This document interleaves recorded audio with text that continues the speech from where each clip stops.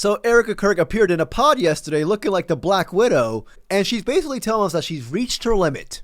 She's had enough. She's done with everything. And this culture we're living in absorbs disagreement as a form of personal betrayal. It turns having an opposing viewpoint into a moral crime worthy of punishment. And here's what I've realized through all of this, truly, having lived through quite literal hell these past 7 months, if you strip someone of their humanity long enough, you will arrive at the chilling conclusion that they don't deserve to exist at all. There is a serious epidemic of dehumanization plaguing this country. This woman literally said epidemic of dehumanization as if she doesn't freaking continuously endorse Trump. Like, what are we talking about, bruh? This is the same man who has a hall of shame of vicious tweets aimed at people who just died. What do we, with the audacity to say this? And also, what's with all the black, dude? You over here looking like a freaking sniper. Every morning I wake up to a new headline lying about me. I have comedians dressing up in whiteface. I have people saying I'm not fit to be CEO. And I have Candace Owens claiming I murdered my husband. And the list goes on and on. Have you grown closer to Jesus? I serve a righteous God. And that is why we say our prayers. And we are all his children.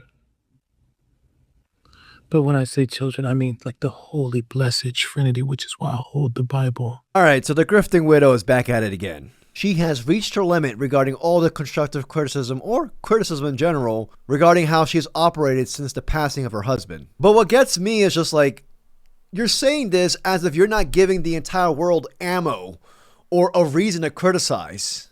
As if she doesn't force herself upon us every single day with all these network appearances, all these public appearances, podcast appearances. Like, I can't get away from this woman. I feel like I'm married to her. The fuck? I don't want to be married to Erika Kirk. No. This woman literally went on a book tour a couple of months after her husband was gunned down. Like, that whole tour that she did, like literally a month after Charlie Kirk passed away, all it displayed was wealth, fashion, travel, just gluttony. And also she posted cringe videos of herself, you know, hugging Charlie Kirk's deceased body in his casket, which is just like, that right there was just freaking weird. This woman has zero charisma. Like, every single appearance that she does, or every single time I see an interview of her, this woman looks like she's been freaking possessed.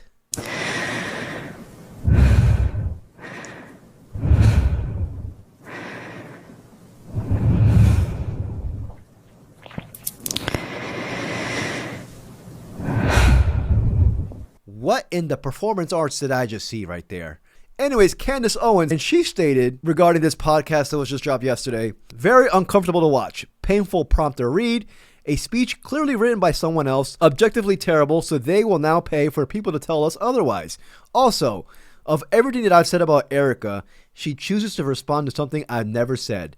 They always lie. Yeah, with Candace Owens, premium grifter, I mean, she lost me when she said that Charlie Kirk was like some sort of an X-Men. You know what I mean? I'll believe it if Marlboro Rivals in their next freaking weekly update have Charlie Kirk as a character. But other than that, miss me with that, dude. Anyways, in this video, we're going to talk about the grifting widow. I think now she's the Black Widow. If you know, you know. Black Widow. She's an underrated character in Marvel Rivals. But if you enjoyed this video, please like and subscribe. I truly appreciate it. Before I continue, this has got to be the worst PR team in U.S. history. Like, all of this was just a bad idea.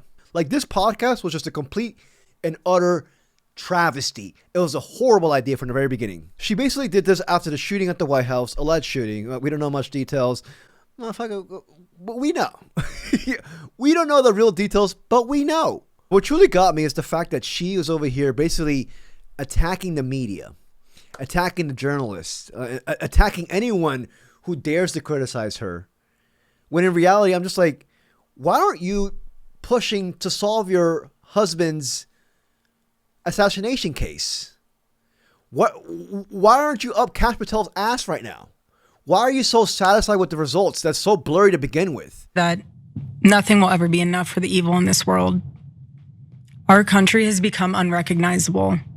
These people have perverted the truth to the point that they motivated the murder of my husband.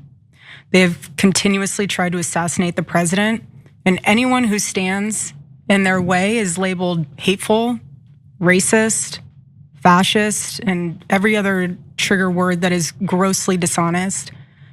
We want the best for our country. They don't. Can someone cut her microphone off already? Like, seriously. And who the hell clicked record on the camera? Who the hell is telling her, you're slaying, queen? Who is telling her? Of course, it's yes men around her. People who want to be in good graces with her. People who want to continue climbing up the the TPUSA ladder right now. And who told her to wear all black? You know what I mean? Dude, she looks like a freaking black cat. I have a black cat. She looks like one of my black cats. I just want to go find you. He's yelling, I want to go home. I want to go home. But you haven't been home one day since your husband passed away. What are we talking about, bruh? What are we talking? But all I see you is wearing your fucking leather boots, leather glasses, but sheepskin. You know, it's so noticeable that this is all performative. You know, obviously she actually even took acting classes back in the day. It's just so, like, aren't there acting coaches in Arizona? Like, you can do better than this. Like, come on, like you're not selling with your acting. This is why there's comedians like Drewski poking fun at you, because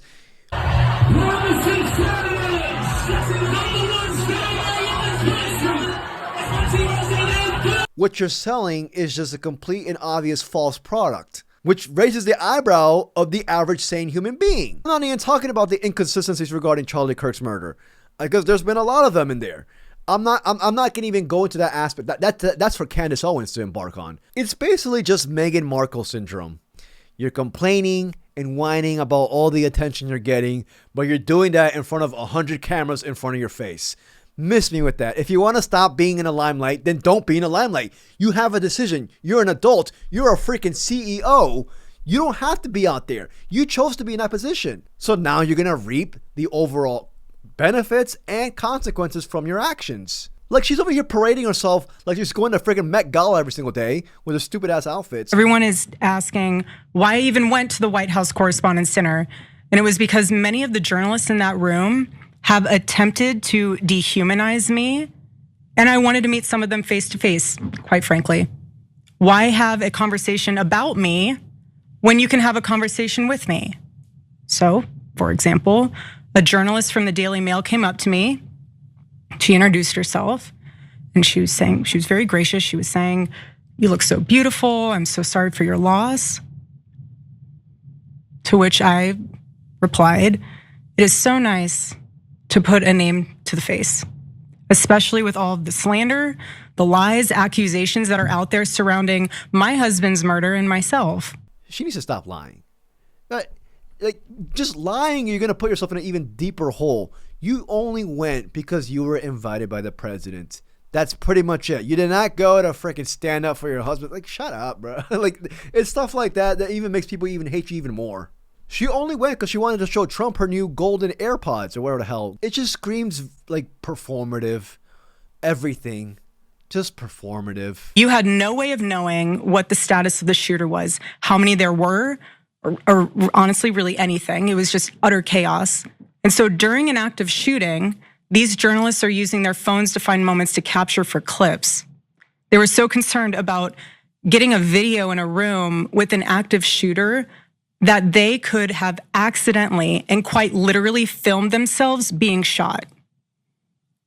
Many of those people have become so desensitized that fight or flight became secondary to the opportunity of putting themselves into the story, which ironically breaks the #1 rule of journalism. This right here is also not helping.